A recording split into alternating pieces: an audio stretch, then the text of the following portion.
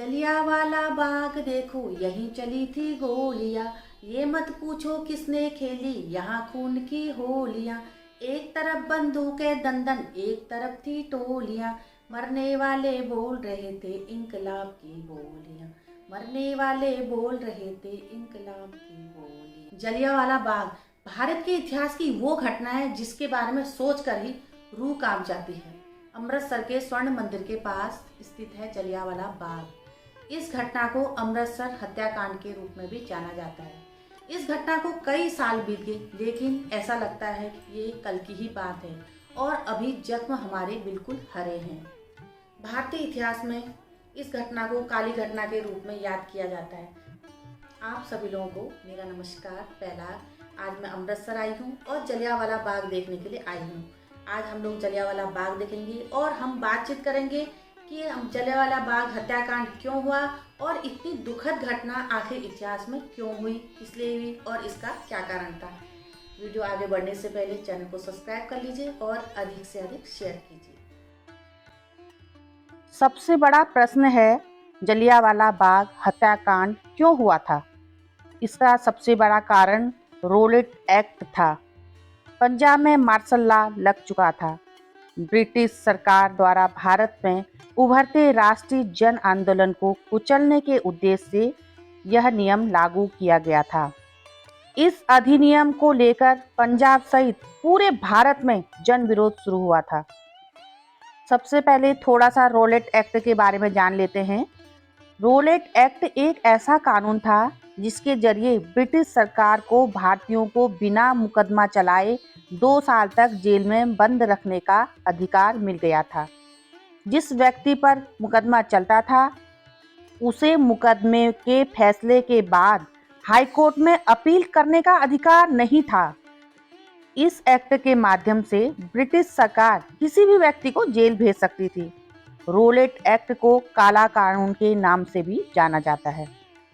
13 अप्रैल सन 1919 हर साल जलियांवाला बाग में वैसाखी का मेला लगता था और हजारों लोग यहाँ पर जमा होते थे। इस दिन भी ऐसा ही हुआ था। हजारों लोग बच्चों के साथ मेला देखने पहुंचे थे। इस बीच कुछ नेताओं ने रोलेट एक्ट और दूसरे नेताओं की गिरफ्तारी का विरोध जताने के लिए वहां एक सभा का आयोजन किया था। नेता लोग भाषण दे रहे थे गिरफ्तारी के विरोध में। बच्चे, बूढ़े और जवान सभी लोग बैठ के आराम से भाषण सुन रहे थे।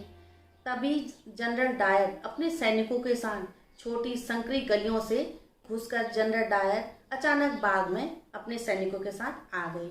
बाग से निकलने का एक ही रास्ता था, वह जनरल डायर ने बंद करवा दिया। बाग के अंदर घुसते ही जनरल डायर ने सैनिकों को गोली चलाने का आदेश दे दिया। हजारों लोगों का कत्ल हो गया। बाहर निकलने का कोई रास्ता नहीं था। इस गोलीबारी से बचने के लिए लोगों ने वहां मौजूद एक कुएं में छलांग लगानी शुरू कर दी। कुआं इतना गहरा था कि कोई बच नहीं सका। देखते देखते कुएं में भी लाशों का ढेर लग गया। अंग्रेजी सैनिकों ने चाहे बड़ा हो, बच्चा या कोई महिला हो, किसी को भी नहीं छोड़ा। लगातार 15 मिनट तक गोलियां बरसाई गई। जलियांवाला बाग में सैकड़ों लोगों की जान चलेगी, लेकिन आज तक किसी को पता नहीं चल पाया है आखिर कितने लोगों की जान गई। अंग्रेजों के सैनिकों ने जब गोलियां चलाई थी तो अनेक गोलियां दीवारों में जा धसी थी।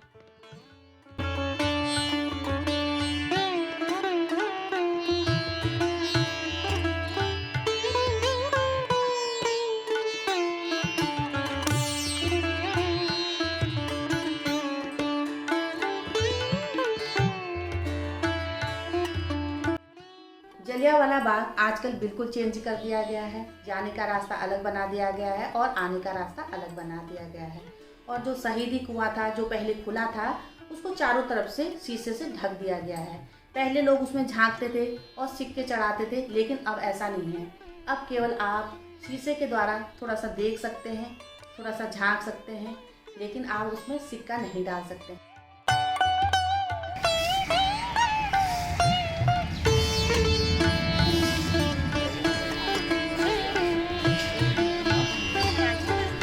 हाँ,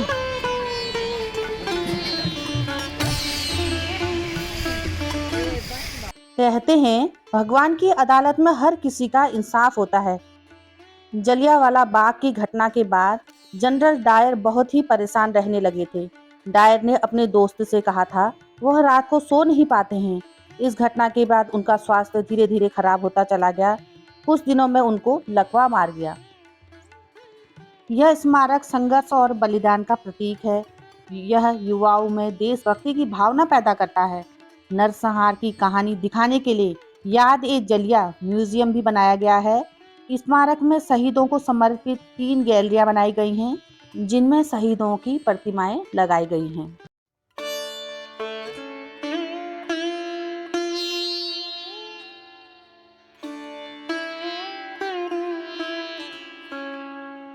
देश को अंग्रेजों से आज़ाद कराने के लिए कई क्रांतिकारियों ने अपने प्राणों की आहुति दी थी।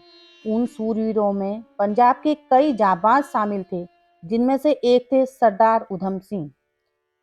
सरदार उधम सिंह ने जलियांवाला बाग में भारतीयों का कत्लेआम करने वाले जनरल माइकल ओ डवायर की गोली मारकर हत्या करके अमृतसर में बैसाखी पर हुए नरसंहार का बदला लिया था,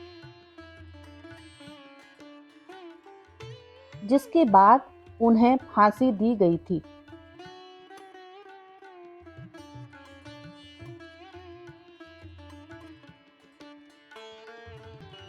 शहीदों की याद में लगाई गई अमर ज्योति के दर्शन करके लोग शहीदों को श्रद्धांजलि देते हैं।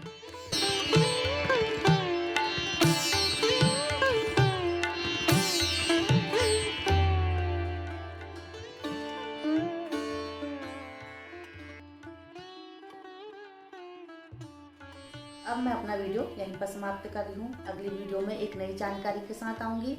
तब तक के लिए नमस्कार। जय हिंद। वंदे मातरम।